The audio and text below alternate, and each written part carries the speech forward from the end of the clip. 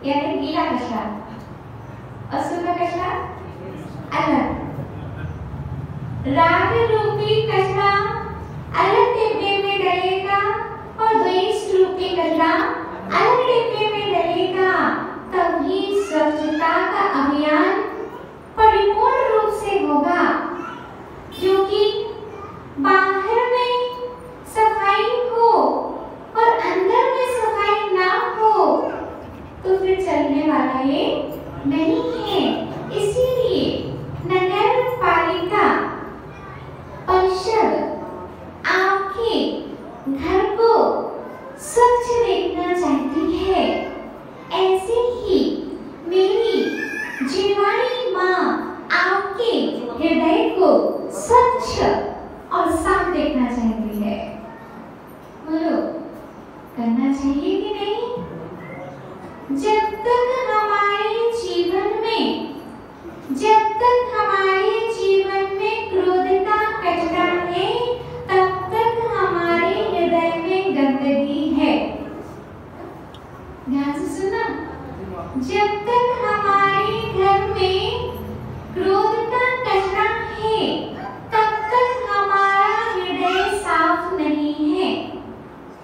जब तक हमारे हृदय में राग का कचरा है, गीला वाला, अब राग ज्यादा गीला होता है और गीले कचरे में फिर विषयों के मच्छर पनपते हैं। जितने जीव बरसात में होते हैं, गीले में होते हैं, उतने सूखे में नहीं होते हैं। तो राग ऐसा गीला कचरा है जिसमें कसायों के मच्छर और क्रोध रूपी मक्खियां भिनकती रहती हैं। और क्रोध रूपी मच्छर और मान रूपी मक्खी हमारे जीवन में आती है तो सही ढंग से जिनवाणी का स्वाद नहीं लेने देती। बाहर में मच्छर आते हैं, बाहर में मक्खियां भिनकती हैं, तो हम सही ढंग से भोजन नहीं कर पाते, उपयोग दूसरी जगह चला नहीं जाता है। ऐसे ही हमारे जीवन में अगर राग रूपी कचरा है, गीला कचरा, क्योंकि द्वेष से बचा जा सकता है, लेकिन राग से बचना मुश्किल होता है। राग तो चाशनी की तरह होता है और द्वेष कांटे की तरह होता है। कांटा देख करके व्यक्ति चल सकता है, लेकिन फूल देख करके व्यक्ति नहीं चलता है, कुचलता चला जाता है। और ये राग ऐसा है कि चाकू पर चाशनी लगा दो, क्या लगा दो बताओ? चाशनी लगा दो। और व्यक्ति ऐसे होते हैं, कोई उस चाकू से ही उस मिठाई को खाना चाहते हैं, उस चाशनी को चखना चाहते हैं। चखने का स्वाद तो आएगा, लेकिन फिर जीभ भी कट जाएगी। जैसी स्थिति एक स्वान की होती है, स्वान को कैसा महसूस होता है कि हड्डी में से स्वाद आ रहा है। कैसा लगता है उसको? स्वान माने डॉगी है ना, जगह जगह दिखाई देते हैं। और सबसे ज्यादा वह हड्डी को उठाता है, मुख में हड्डी को स्वान दबाता है और दबाने के बाद में वह चूसता रहता है। और हड्डी में से स्वाद आने वाला तो नहीं है, लेकिन चबाते उस स्वान की जबड़े छिल जाते हैं। उन जबड़ों से खुद का ही खून निकलने लगता है, उसके खुद का खून वह चूसता है, उसको स्वाद आता है। फिर बाद में जब हड्डी गिर जाती है तब उसको मालूम पड़ता है इस हड्डी का स्वाद नहीं था, इस हड्डी का स्वाद नहीं था, अपितु मेरे छिले जबड़ों का ही स्वाद था। ऐसे ही प्रिय कचरा गाड़ी बुला रही है आपको, स्वच्छता का अभियान चला रही है सरकार कि स्वच्छ रखो अपने घर को, वरना मलेरिया जैसी बीमारियां उत्पन्न होती रहेंगी। ऐसी ही जिनवाणी माँ आपको समझा रही है कि राग के कचरे को एक डिब्बे में डालो और द्वेष रूपी कचरा दूसरे डिब्बे में डालो, वरना क्रोध की और मान की मक्खियां और मच्छर पैदा होते रहेंगे। इसीलिए पूज्य गुरुवर ने कहा कि हे प्रिय आत्मन, दप गुण से आदा रागुण दीपुगम निकम मम्मी तम उभय मकुंभक्तो तम ही कयम तस्सो करता। पूज्य आचार्य भगवान कह रहे हैं कि आत्मा पुद्गल कर्म में द्रव्य गुणों को तथा गुण को नहीं करता, उसमें उन दोनों को नहीं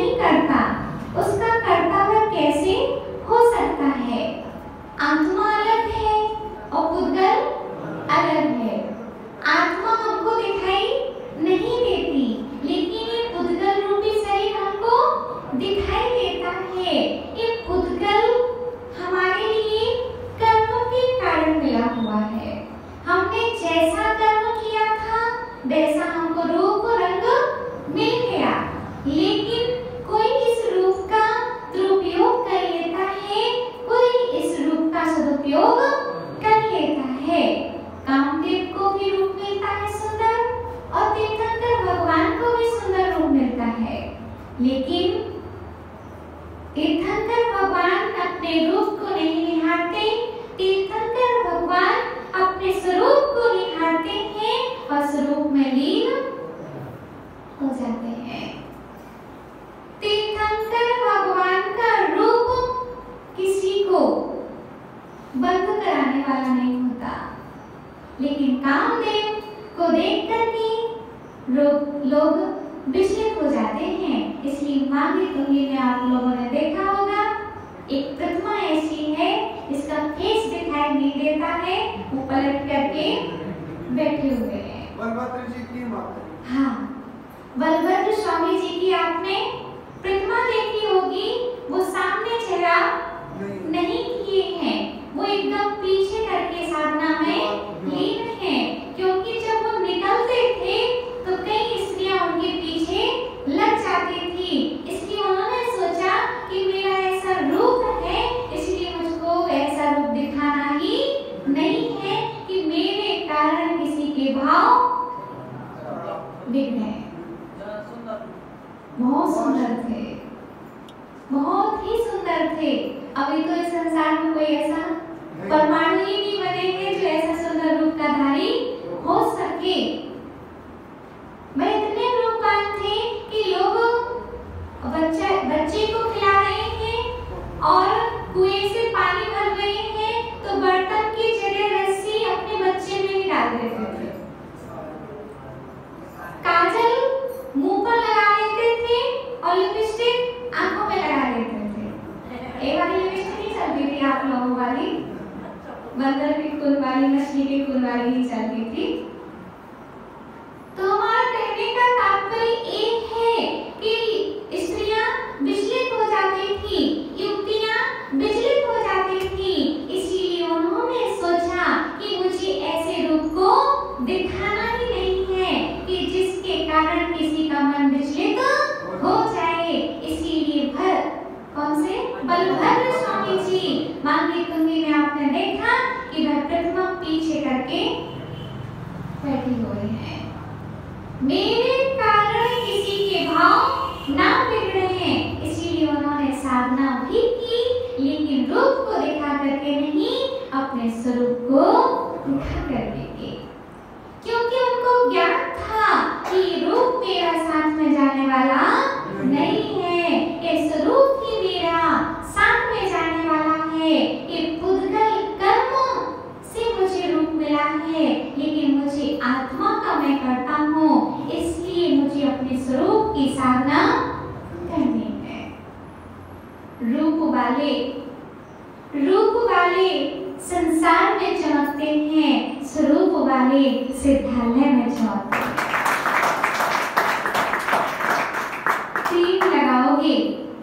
क्रीम लगाओगे तो संसार में चमकोगे, और क्रीम का ध्यान लगाओगे तो सिद्धालय में रहोगे। जिसको जो प्रिय होगा वह कार्य करेगा। कोई देसी गोबर लगाएगा तो कोई विदेशी गोबर लगाएगा तो नहीं ना।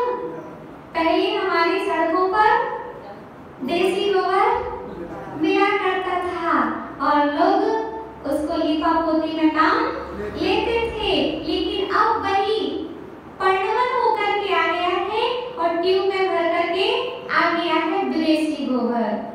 जिनको मालूम है कि हम सुंदर नहीं हैं, जिनको मालूम है कि हम सुंदर नहीं हैं, इसलिए उस रूप को सुंदर करने के लिए पोतापाती करते रहते हैं। रूप वाले संसार में चमकेंगे, स्वरूप वाले सिद्धालय में चमकेंगे। राम ने सीता के रूप को नहीं, सदा उसके स्वरूप को निहारा, लेकिन रावण ने रूप की जगह, स्वरूप की जगह उनके रूप को देख लिया और रूप को देखने के प्रभाव से उनका स्वरूप बिगड़ गया। काश रूप की जगह स्वरूप पर तेरी दुर्गति नहीं होती। ना होती, क्योंकि गुरुवर कहते हैं 1,00,000 पूत, 1,00,000 पूत, 1,25,000 हाथी। नाती। क्या? 1,00,000 सवाल। हाँ वही तो बोल रहा है, 1,00,000 सवाल। नाती। नाती। हाँ 1,00,000 पूत, 1,25,000 नाती, और जिनके घर में ना रही दिया और बाती। कोई वंश है उनके? कोई तो होगा उनके वंश का, चाचा भतीजा कोई हो? कोई नहीं, कोई नहीं। कुछ भी अंश हमको दिखाई नहीं दे रहा है, लेकिन राम भी यहाँ पर नहीं है, लेकिन राम हमारे हृदय में बसे हुए हैं। क्यों बसे हुए हैं? क्योंकि उन्होंने रूप को नहीं निहारा था, उन्होंने अपने स्वरूप को निहारा था। इसीलिए प्रिय आत्मन, एक शरीर मेरा है, एक किसी को रिझाने के लिए नहीं है, अपितु साधना में लगाने के लिए है। साधना में लगेगा तो सिद्धालय पहुंचेगा, और संसार में लगेगा तो नरक में पहुंचेगा। आत्मा समझाने वाले अनेक मिलेंगे, पहले समझाने वाले कम होते थे। पहले समझाने वाले मुनिराज माता जी कम होते थे, व्यक्ति जल्दी समझते थे। अब जिनवाणी चैनल पर भी खोलो आप, प्रवचन लाइन लगी हुई है। पारस चैनल पर देखो, चले गए हैं प्रवचन, और आपके मोबाइल तो रखे हुए हैं। आजकल समझाने के साधन बहुत बढ़ चुके हैं, लेकिन समझने के कारण कम हो गए हैं। मुझे समझने हो, मुझे खुद समझना होगा, वरना चलते चलेगी गाड़ी, चलती चलेगी गाड़ी, और यात्री बैठ ही नहीं पाएंगे। इसीलिए हृदय में जिनवाणी का वास होगा तो हमारे जीवन में वह सूर्य का प्रकाश होगा जो हमारे लिए नरक से बचा सकता है, जो हमको निगोर से बचा सकता है, जो हमको त्रियंच गति से बचा सकता है। आपको कोई अगर बचाने वाली माँ है तो वो जिनवाणी माँ है। संसारी माँ आपको गिरने से बचा सकती है, लेकिन माँ जिनवाणी आपको निगोद में गिरने से बचा सकती है। इसीलिए प्रिय आत्मन पूज्य गुरुवर कहते हैं, जीवम निहेदु बोधे बद्धस्य दुपश्चिदुण परिणामं जीवेन कदम कम्मं बढ़दि उग्यारमतेर जोदेयं करजुद्धे गायेन कदम पिजम्पते योगो तैवहारेण कदम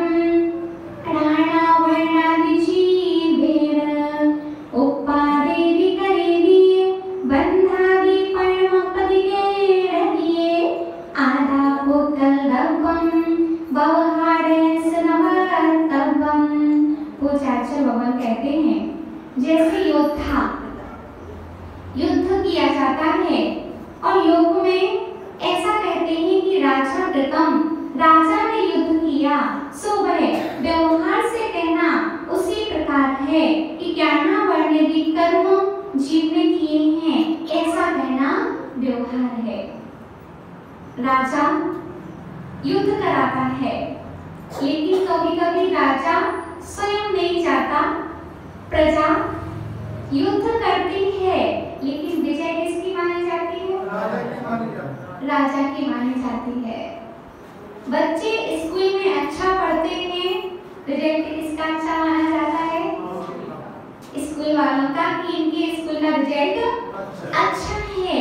ये व्यवहार से कहा जा रहा है, वरना तो बच्चे अपने स्वयं पढ़ रहे हैं, और राजा तो स्वयं बैठा हुआ है, लेकिन लड़ कौन रहे हैं?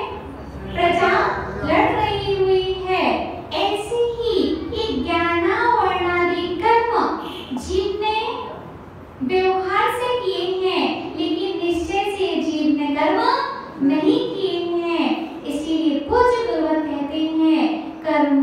अपने अनुसार चलाओ, तुम कर्म के अनुसार मत चलो। मैंने कर्म किए हैं तो भोगना मुझे ही पड़ेगा, क्योंकि उत्पाद, व्यय और द्रव्य ये हमारे साथ में चलता ही आ रहा है। संसार में तीन ही चीजें हैं। कौन कौन सी तीन चीजें? द्रव्य, गुण और पर्याय।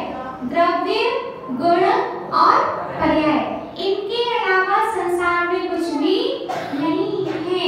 द्रव्य का द्रव्य में परिणमन, गुण का गुण में परिणमन और पर्याय का पर्याय में परिणमन होता है।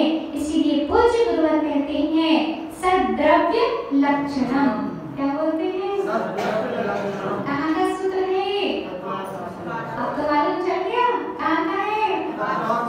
सद्द्रव्य लक्षणम। द्रव्य का गुण सत है। सत का कभी विनाश नहीं होता और असत का कभी उत्पाद नहीं होता। सत जो है, सत मानी अस्तित्व, आत्मा जो है वह है और सदा तक रहेगी। उसको जन्म देने वाले कोई माता पिता नहीं है। आत्मा का ज्ञान गुण है और पर्याय ये मनुष्य, त्र्यंच और देव पर्याय हैं। इसलिए पूज्य गुरुवर कहते हैं कि उत्पाद, व्यय और द्रव्य हमेशा चलता रहेगा। अगर उत्पाद, व्यय, द्रव्य मिट जाएगा तो कुछ भी संभव नहीं हो पाएगा। आप माला करते हो, जाप करते हो ना?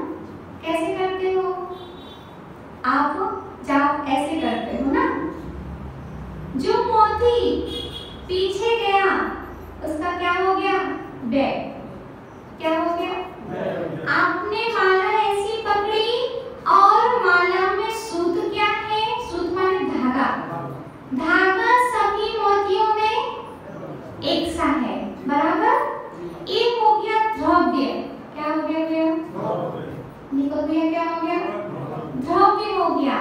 जितने भी मोती हैं उन सभी मोती में धागा एक है, ये कभी चेंज होने वाला नहीं है।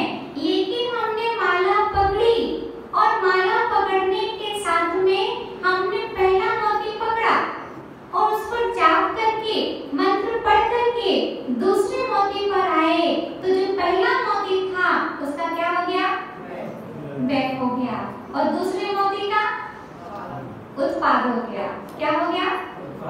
ऐसे ही दूसरे मोती पर हम आएंगे और तीसरे मोती पर जाएंगे तो पूर्व का व्यय हो जाएगा और उत्तर का उत्पाद हो जाएगा।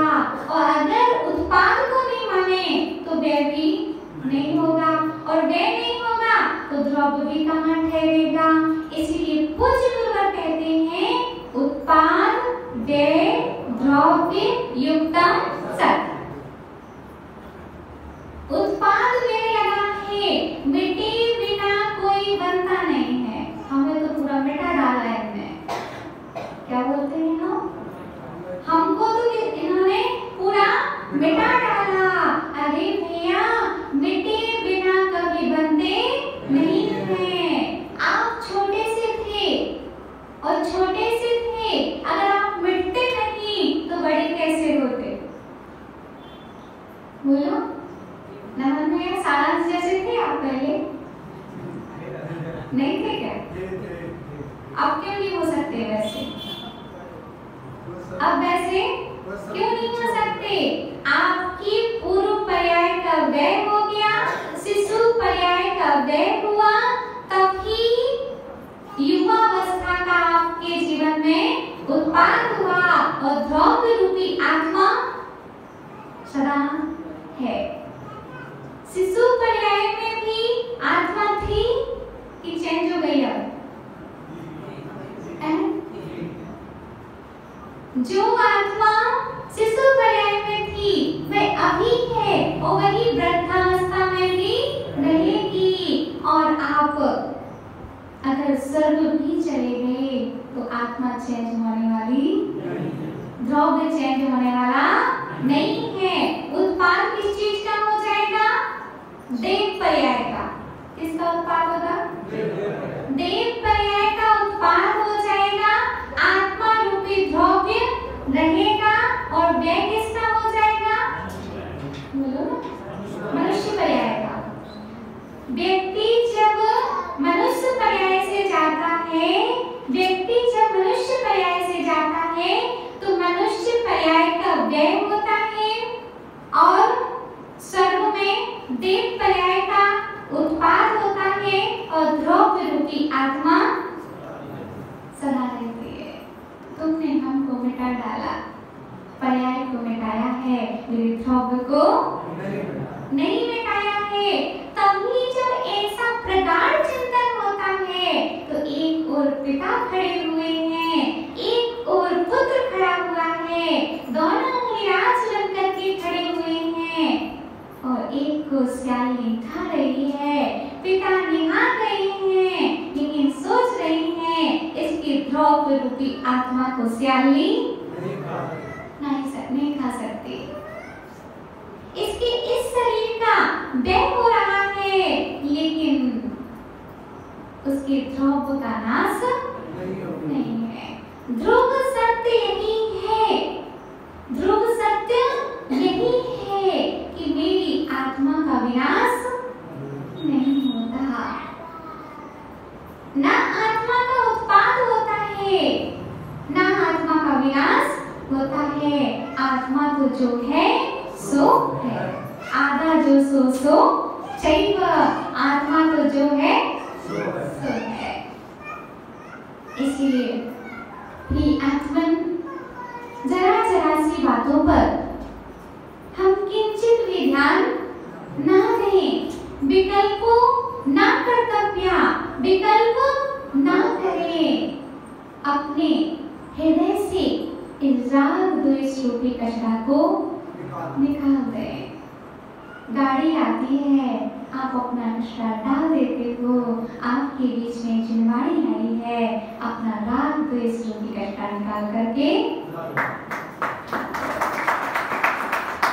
क्योंकि घर तो हमने बहुत अच्छे टाइल्स से चमका लिया, बहुत अच्छी लाइट फिटिंग करवा लिया, लेकिन अंदर अभी अंधेरा है। अंदर कैसा है? अभी अंदर अभी अंधेरा है। आपने व्यंजन भी बहुत अच्छे बना लिए, व्यंजन भी बहुत अच्छे बना लिए, लेकिन जिस थाली में आपको भोजन करना है, इस थाली से आपको भोजन करना है, वो अभी मजी हुई नहीं है। परोसोगे उसमें? पात्र में परोसोगे क्या? व्यंजन तो बहुत अच्छे हैं, व्यंजन तो बहुत अच्छे हैं, बहुत अच्छी खीर बनाई है, लेकिन जिस पात्र में आपको खीर खानी है, उस पात्र में अभी धूल, मिट्टी, कंकड़ लगे हुए हैं। बोलो, उस पात्र में खीर को रखोगे क्या? फिर क्या करना पड़ेगा? अच्छा, आप ही बता दीजिए, क्या करना पड़ेगा? चलो आज नहीं करो, कल कर लेना, आज खा लो। स्वाद आएगा क्या? स्वाद आने वाला नहीं है। कितना भी अच्छा बनाने वाले बना दें, लेकिन आपको थाली रख करने में टाइम नहीं लगेगा। ऐसी ही प्रिय आजकल पूज्य गुरु कहते हैं, हमने आपको कितना भी अच्छा भोजन बना दिया, कितना भी अच्छा हम आपको साध्य करा दें, लेकिन आपको अपना अंदर का पात्र तो स्वयं मांसना पड़ेगा। और जिसका जितना अच्छा मजा होगा, उसको उतना मजा, मजे में भी मजा है। समझ रहे हैं भैया? जिनका जितना ज्यादा मजा है, उसको उतना मजा है। जिनका मजा नहीं, उनको मजा भी नहीं। मजा उन्हीं को आता है जिनका मजा है। मजा हमको क्यों नहीं आ रहा है? क्योंकि हमारा मजा नहीं आया। समझ में क्या आया? हमारे सिद्ध भगवान का मजा हुआ है, एकदम पात्र मजा हुआ है, चकाचक है, इसलिए उनको सबसे ज्यादा मजा आ रहा है। और कम मजा आ रहा है, क्योंकि हमारा भी कम मजा हो रहा है। हम मांझेंगे तो हमको भी मजा आएगा। उन्होंने मांझा था इसलिए उनको मजा आया है, और हम मांझेंगे तो हमको भी मजा, इसलिए मजा बाहर में नहीं है, मोबाइल में नहीं है, टीवी में नहीं है, टीवी टावर टेलीफोन में नहीं है। ये मजा नहीं देते हैं, ये हमारे मजे हुए जीवन को किरकिरा कर देते हैं। कभी मोबाइल बनाने वाले पंडित जी, कभी मोबाइल बनाने वाले व्यक्ति ने ये नहीं सोचा होगा कि मेरे इस मोबाइल का गलत उपयोग होगा। उसने तो ये सोचा था कि अभी घर पर ये लोग टेलीफोन रखते हैं तो अब कहाँ ले जाएंगे, मार्केट नहीं ले जा सकते, गाड़ी में नहीं ले जा सकते, तो चलता था पहले डिब्बा वाला टेलीफोन जिसको हम लोग बोलते थे। जब कहीं किसी का फोन आता था फिर लाइन लगती थी, फिर बात होती थी, तो कभी एसटीडी इत्यादि पर जाते थे। तो उसने ये सोचा कि चलो इन लोगों को कोई परेशानी ना हो तो हम मोबाइल बनाए देते हैं छोटा सा, तो इनको सहायता होगी, कहीं बाहर जाएंगे तो उपयोग कर लेंगे। लेकिन उस मोबाइल बनाने वाले ने शायद ये नहीं सोचा होगा कि इसका ये गलत उपयोग करेंगे। इसीलिए प्रिय आत्मन, जिसका ज्यादा मजा है उसको उतना मजा है।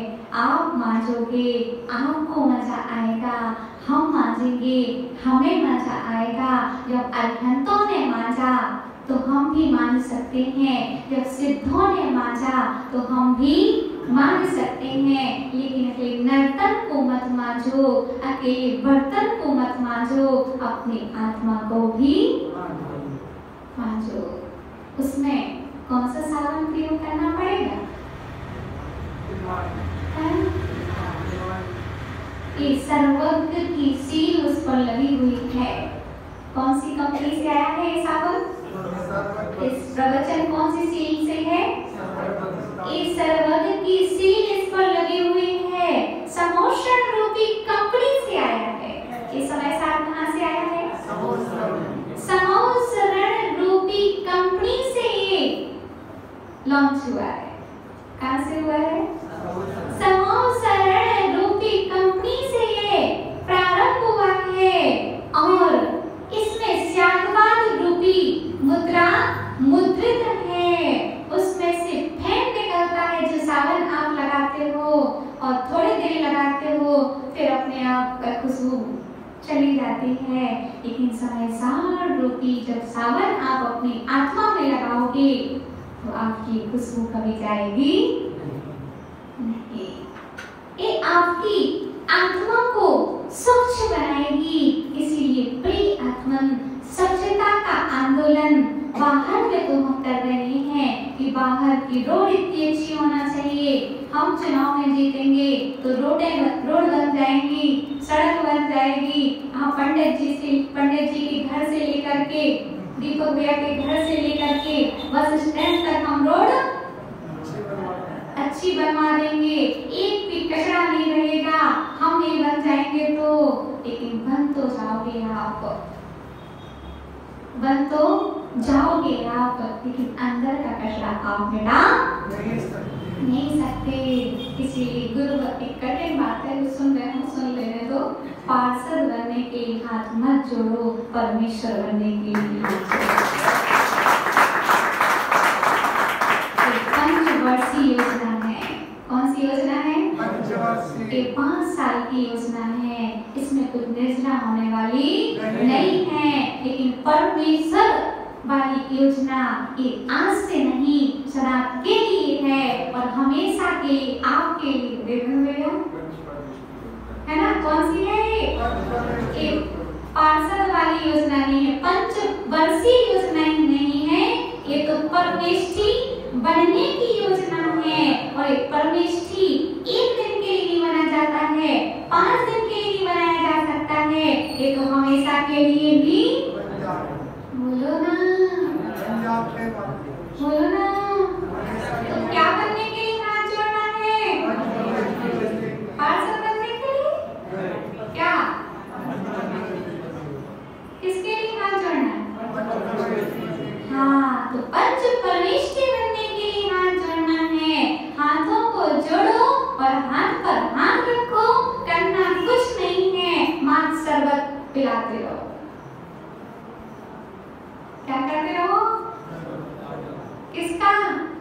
सम्यक दर्शन का, सम्यक ज्ञान का और सम्यक चारित्र का। दूसरों को भी पिलाओ और अपने आप को भी पिलाओ। इसमें कभी दोष आने वाला नहीं है। खुद पियोगे तो दोष नहीं लगेगा और दूसरों को भी पिलाओगे तो दोष नहीं लगेगा। लेकिन शरबत की जगह अगर कोई दूसरा पिलाएगा तो उसको निश्चित ही दोष लगेगा। दोष लगेगा। इसीलिए प्रिय आत्मन हमारे लिए हाथ जोड़ना है। किस क्या बनने के लिए कहा गया? खड़े होना है फिर? खड़े तो नहीं होना। फिर खड़े होने के लिए आओ, बिल्कुल मंच पर खड़े होना। अगर खड़ा ही होना है, खड़ा ही होना है तो चुनाव में नहीं, चर्या में खड़े होना। अगर चर्या में खड़े हो गए तो चर्या में अगर खड़े हो गए तो आप एक जगह पे नहीं रहोगे, आप हर जगह पे हो जाओगे।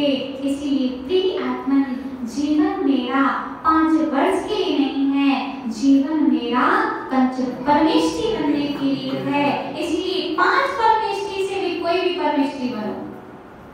कौन से परमेष्टि? आपको योजना हम दे रहे हैं, 5 में से कोई भी बन जाओ। अगर एक बन गए तो निश्चित ही आप 5वें परमेष्टि भी बन जाओगे। पहले आप बनो कौन से परमेष्टि? एक तो फिर आपका प्रमोशन होता जाएगा। आप एक में आप प्रवेश कर लीजिए। नमन भैया कौन सी परमेष्टि? चुनाव में खड़े होकर चर्या में?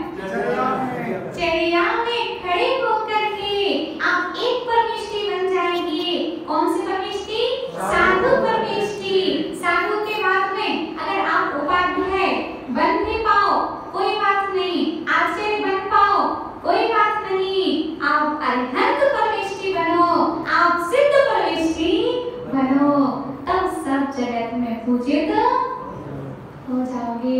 वरना प्रधानमंत्री भी आचार्य भगवंतों के चरणों में झुक जाता है। इसीलिए पूज्य गुरुवर कहते हैं ये पद तो हमारे लिए पाप कराने वाले हैं, ये पद तो छोड़ने योग्य हैं। वह पद मुझे प्राप्त हो जो मुझे कभी छोड़ना ना पड़े। वह मात्र कौन सा पद है? सिद्ध पद। कौन सा? आज अरिहंत भी सिद्ध बनते हैं, क्योंकि अरिहंत हमेशा सिद्ध बनते। अरिहंत कभी अरिहंत बने नहीं रहते, वो हमेशा सिद्ध ही बनते हैं। तो हमें तो ऐसा वाला पद चाहिए है जो कभी ना छूटे, इसमें कभी लड़ाइयाँ ना हो, जिनमें सर्वत पिलाया जाए सम्यक दर्शन का, सम्यक ज्ञान का और सम्यक चारित्र का। इसीलिए पियो और एक बार और बोलो, पियो और पिलाओ। हम बोलेंगे पियो और आप बोलो पिलाओ। पियो और पिलाओ, पियो और पिलाओ, पियो और पिलाओ। क्या पिलाओ? और कुछ नहीं लगा लेना, और कुछ नहीं लगा लेना। तो माता जी ने कहा था कि पियो और पिलाओ, तो अभी स्टैंड अप लाइन लग जाए, ठीक है ना? तो लाल की नहीं बोल रहे हम तो जिनवाणी के लाल की बोल रहे हैं, है ना? समझ रहे हो ना? हम जिनवाणी के लाल की बोल रहे हैं। हमारे जिनवाणी के लाल आचार्य कुंद स्वामी ने कहा था कि तुम वो नहीं पीना, तुम तो शरबत पीना, शराब नहीं शरबत पियो। क्या पियो? पियो और पिलाओ। बोलो ना अच्छे से, दिन में भी पियो, एक बार बोलो। करने की बात नहीं है, हमने ना पियो और पिलाओ, रात में भी पियो और दिन में भी पियो। ऐसे नहीं करो दादाजी, हम तो नहीं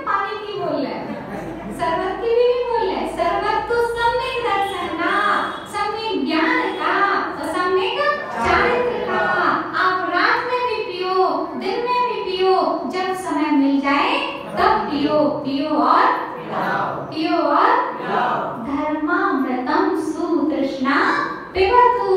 धर्म रूपी अमृत को तृष्णा के साथ में पीना चाहिए। इस प्रकार देवक भैया की थाली लगी हो, दीपक भैया बैठे हो तो बोलते हैं एक और ले लो।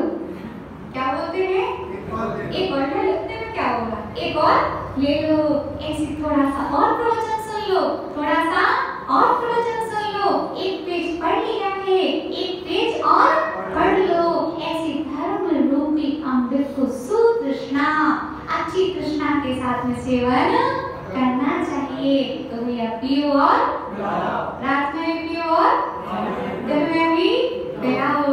लेकिन कौन सा अमृत? धर्मामृत। कौन सा शरबत? कौन सा शरबत? हाँ, वह सम्यक दर्शन का, सम्यक ज्ञान का और सम्यक चारित्र का आप पिलाओ और पियो, पियो और पिलाओ। तो आप पार्षद क्या, आप तो परमेश्वर भी बन जाओगे। मुझे तो परमेश्वर बनना है, मुझे किसी के आगे हाथ जोड़ने नहीं जाना। मुझे तो अपने भगवान के सामने ही हाथ जोड़ना है। और जो जुड़े रहेंगे वो प्रभु से जुड़े रहेंगे। अपना एंटीना, ये क्या है? ये क्या है? एक एंटीना आपका अच्छा रहा तो टावर अच्छे मिलेंगे। और इनका टावर टेढ़ा हुआ कि उनका नेटवर्क गया। दिख रहा है भैया?